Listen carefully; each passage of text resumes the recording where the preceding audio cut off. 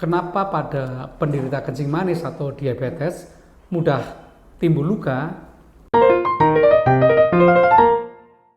Nah, ternyata faktor utama timbulnya luka untuk penderita kencing manis ada 3 hal. Yang pertama adalah gula darah yang tinggi.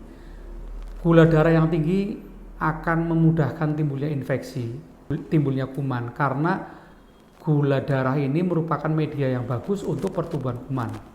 Yang kedua, pada penderita diabetes terjadi penyempitan dari pembuluh-pembuluh darah yang disebut dengan aterosklerosis. Penyempitan ini terjadi pada hampir semua pembuluh darah, dari pembuluh darah ukuran besar sampai dengan ukuran yang kecil. Bahkan bisa terjadi pembuluh darah itu tersumbat sama sekali sehingga bagian kaki atau bagian jari kaki bisa hitam, yang disebut dengan istilahnya gangren ya. Yang berikutnya adalah yang ketiga, orang kencing manis itu juga mengalami gangguan neurologis atau gangguan saraf, di mana tidak sensitif terhadap rasa nyeri, tidak sensitif terhadap rasa panas. Ada orang yang ketusuk paku kecil, lukanya menjadi besar, tidak terasa sampai luka itu menjadi parah. Ada juga yang malam hari, ibu-ibu karena terasa dingin di malam hari, betis sampai dengan kakinya direndam air.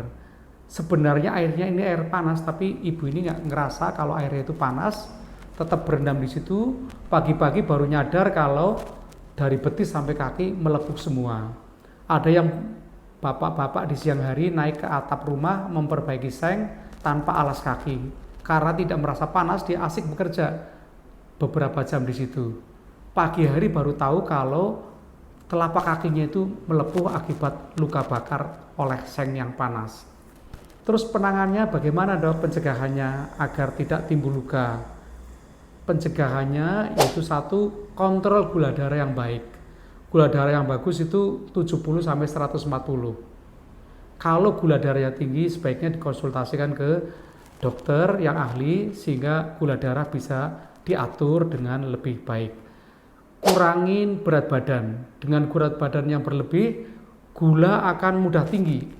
Dengan menormalkan berat badan, maka kontrol gula darah juga akan lebih baik. Kalau makan sebaiknya jangan terlalu banyak makan karbohidrat ya, jangan terlalu banyak makan nasi. Kalaupun pakai nasi, sebaiknya nasi jangan yang putih, karena nasi putih itu kadar gulanya atau kadar glukosanya sangat tinggi. Sebaiknya nasi PK atau beras PK, bisa juga menggunakan beras merah. Kemudian kalau jalan ini ya, baik di dalam rumah maupun di luar rumah, sebaiknya menggunakan alas kaki untuk mencegah timbulnya tusukan pada kaki, baik tertusuk kerikil, tertusuk paku kecil ya.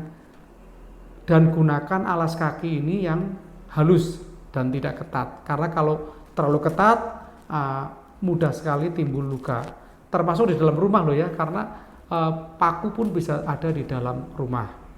Yang berikutnya, kalau sudah timbul luka, sebaiknya jangan tunggu sampai berat. Lebih baik luka yang masih kecil dikonsultasikan ke dokter sehingga tidak menjadi luka borok yang berat. Saya kira demikian.